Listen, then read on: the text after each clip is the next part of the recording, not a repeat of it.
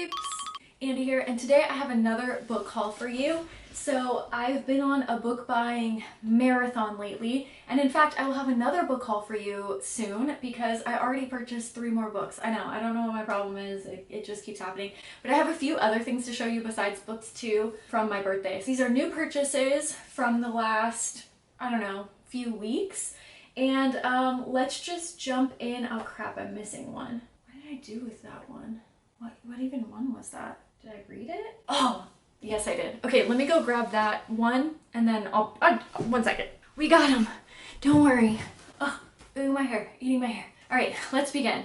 First of all, I wanted to say that there was an article that was sent to me that was about booktubers, and they included me in the list, which I thought was so nice. And I thought it was just a great list in general if you guys are looking for other horror booktubers specifically. Most of them I have already followed and watched their videos, but there were some other ones on there that I found out from that list, and I thought it was a great list of a lot of great people who make great videos about horror books. So if you guys want to check them out, sorry, I just ran, I don't know, 2 feet across my apartment, so I'm a little winded. But if you guys want to check out that list to try to find other horror booktubers, I will leave that linked down below. And yeah, don't forget to follow them. Now, my friends, let's get started on this book haul. So the first book, oh my gosh, why am I so tired? I ran 2 feet. It's bad. It's all bad. Okay, the first book that I purchased was Salem's Lot by Stephen King. I don't have this book. I'm pretty sure. I don't think I own this book. I've never read this book. Yeah, this is my first time reading Salem's Lot. I'm almost done with it, so it'll be in my next month's wrap up. But yeah, I'm enjoying it so far. It says Ben Mears has returned to Jerusalem. Ben Mears has returned to Jerusalem. Ben Mears has returned to Jerusalem. Ben Mears has returned to Jerusalem's. Ben Mears has returned to Jerusalem's lot in the hopes that living in the old mansion, long the subject of town lore, will help him cast out his own devils and provide inspiration for his new book. But when 2 young boys venture into the woods and only one comes out alive, Mears begins to realize that there is something sinister at work and that his hometown is under siege by forces of darkness beyond his control. Yeah, I think it's a fun book thus far. I have enjoyed it. I really like the way that he sets up the story, and if you guys haven't read this one, I think it's worth a read. It's fun. The next one that I got was The Fullcraft Ghosts. This is another Darcy Coates book, and to be honest, there's only a few left that I haven't purchased. So I was at the bookstore, I had a gift card for my birthday, and I was like, you know what? I'm gonna end up buying it eventually. I have like a whole Darcy Coates section over there. I've got probably like 12 or so of her books so far, so I was like, then I'll just pick it up. This one just says, every family has its secrets.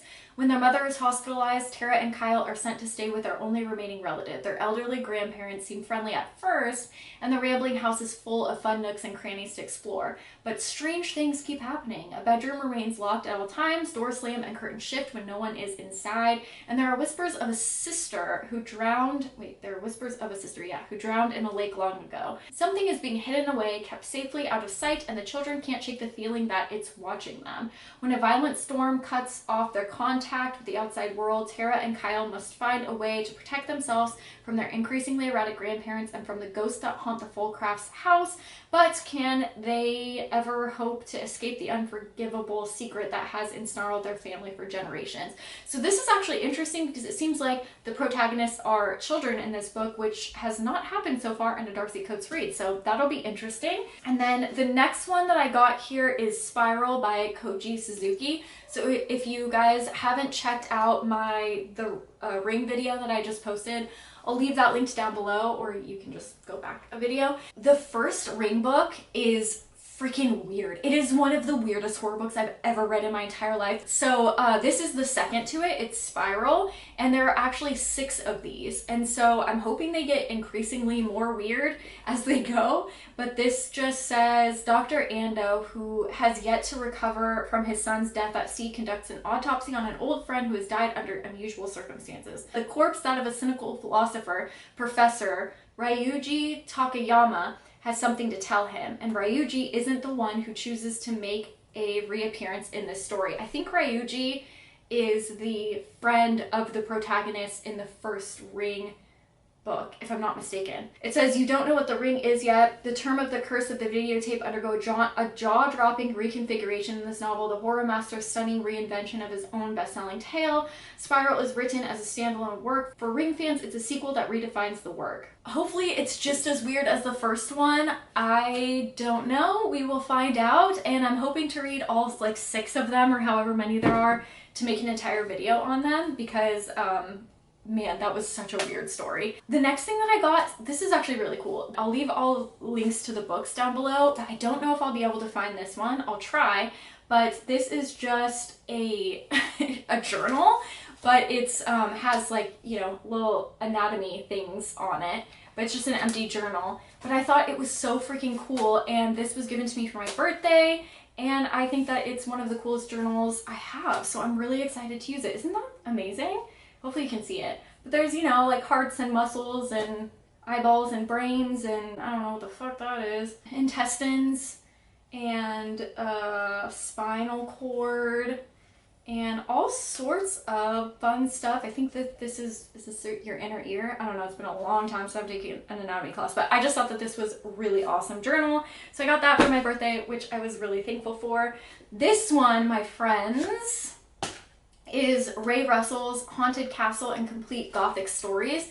So if you guys haven't watched my wrap up for next month, which might come out after this, I read a Ray Russell book and it was like one of the best books I've read in such a long time. And then I saw that this one was rated even higher. I believe it's a book of short stories.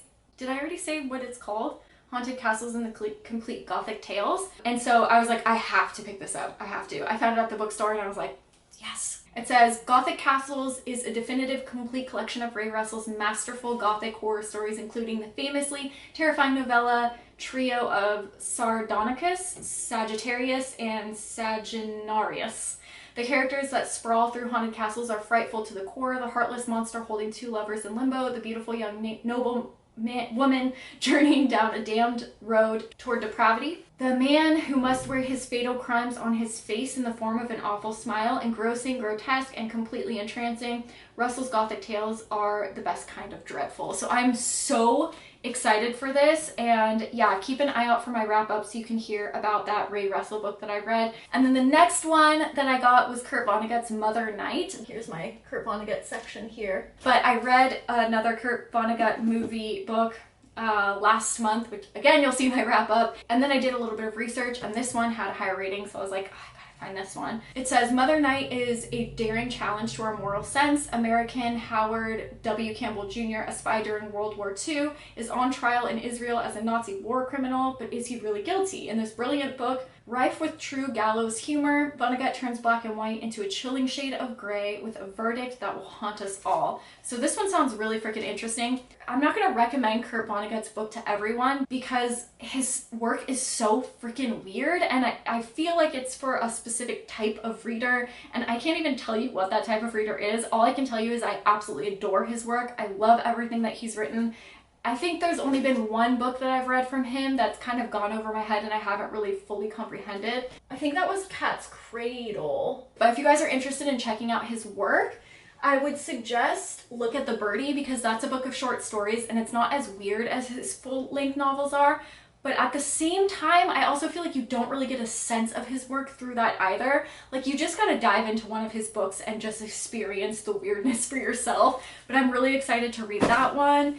And then the next one that I got was Andy Weir's Hail Mary. I wanted this for so long. He's the author of The Martian, and that book blew me away. That was one of the best science fiction books I've ever read. It was honestly brilliant. It was also started as an online free story. Maybe I'll do an entire video of novels that were started like that and became, you know, great, amazing books. But he got a book deal and a film deal in the same week after posting his story online. That says something. So I'm really excited to read this. This one has even a higher rating than The Martian, although I think a few of you left a comment saying that this one wasn't as good.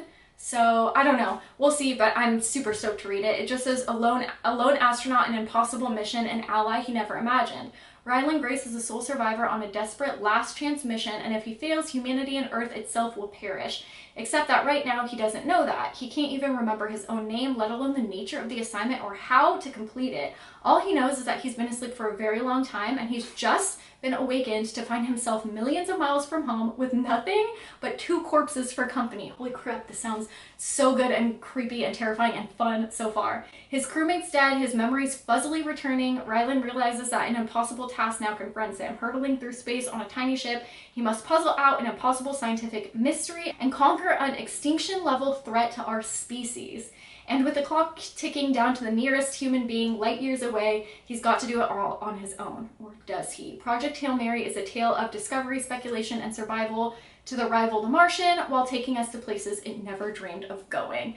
I am so excited to read this. Please let me know if you guys have read that. And if you haven't checked out the Martian movie versus book video that I did a while ago, please do. It's such a fantastic novel. The movie is great and fun, don't get me wrong, but honestly that is one of the best books I've ever read. There's a lot of like scientific jargon that goes into it, but it's not, I don't feel like, I mean, it goes over my head. I don't quite understand it, but it tries to explain it to you in a way that you can at least appreciate. And then I also got this book, If We Were Villains by M.L. Rio. I've never heard of this. I've never heard of this author. I don't know if this is their first or 27th book. I don't know. But I read the back and I just thought it sounded interesting.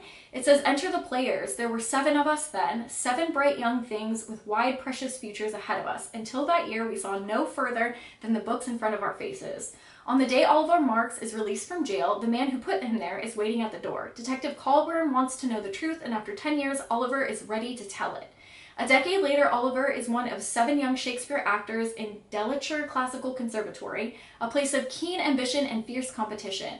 In the secluded world of firelight and leather-bound books, Oliver and his friends play the same roles on stage and off. Hero, villain, tyrant, temptress, ingenue, and extra. But in his 4th and final year, good-natured rivalry turns ugly, and an opening night real violence invades the students' world of make-believe. In the morning, the 4th years find themselves facing their very own tragedy and the greatest acting challenge yet, convincing the police, each other, and themselves that they are innocent.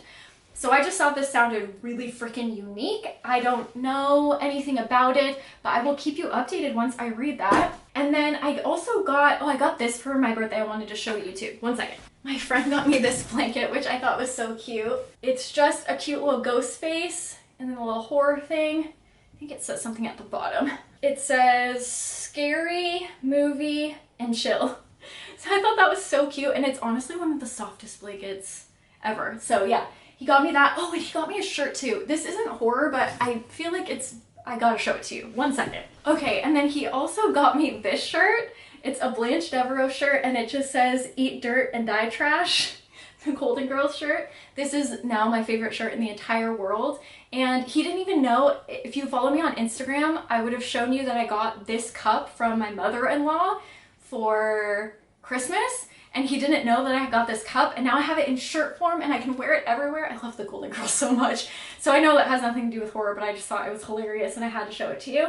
I don't know where he got it, but I will try to find it and link it down below in case you guys are interested. I mean, usually you ask where my horror shirts are, not my Golden Girls shirts, but you know, in case there's one of you out there that connect with me on your love for Golden Girls. Other than that, that's my horror haul for today. Thank you so much for watching. I had a used horror haul not too long ago. I'll leave that one linked down below so you guys can watch that one if you haven't. And I will have another horror haul for you in probably a few weeks because I cannot stop buying books. Thank you for watching, and I will see you next time with another horror video. Bye guys!